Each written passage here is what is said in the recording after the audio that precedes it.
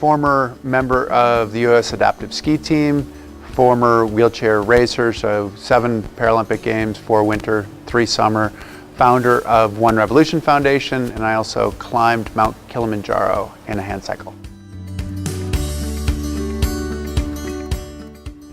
So I competed in 4 winter Paralympics, and I did slalom, giant slalom, super G, and downhill in the winter games.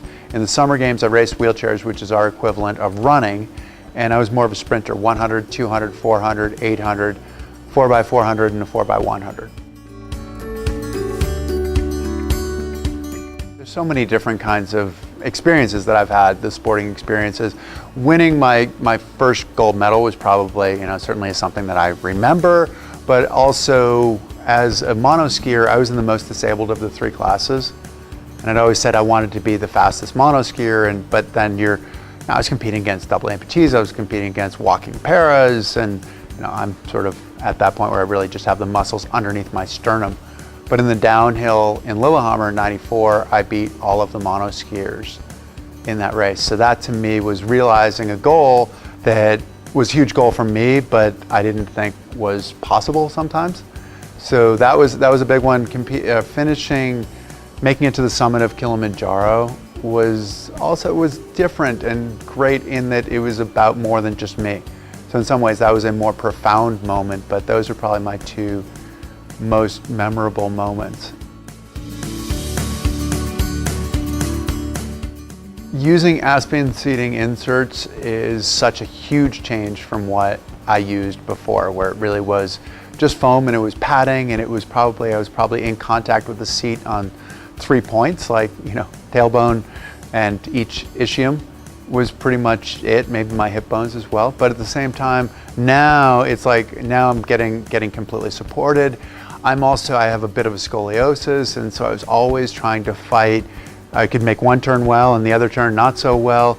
This was an opportunity for me to balance myself out, and it's really balanced those turns out, which is pretty amazing stuff. What we're doing here is we're doing a new insert which fits me the best of any insert that I've ever had, which means that any movement that I make is then transferred to a movement on the ski. We've eliminated the slop. Climbing Kilimanjaro, to be prepared for that, in a lot of ways it was all the mistakes that I've made in my life. Climbing a mountain, things are going to go wrong, and it's the confidence to know that when things go wrong, you can figure out a way to make them go right. The specific training took about 2 years, and it was a lot of callousing effect, where we'd go out for a long day, and I'd go out for a really long climb or whatever in 3, 4, 5, 6, 7, 8 hours. I'd come home completely exhausted. The kind of exhausted that I didn't know if I could get out of the rig, back into my chair, if I could get out of the shower, back into my chair, if I could get into bed, those kinds of things where I'm that tired, and then go out and do it again the next day. I make my living as a speaker, but I basically say that my job is that I'm a storyteller who helps people live more meaningful and productive lives. Speaking is a part of that. Books are another part of it. So first one that I did is called Things I Want to Remember Not to Forget. It's taken from a graduation speech that I did at Middlebury College, where I went to school. On my 20-year anniversary, I did their commencement address. And NPR put it on their list of greatest commencement speeches ever and stuff like that. And I thought it would look good on a book jacket. So it's on the back.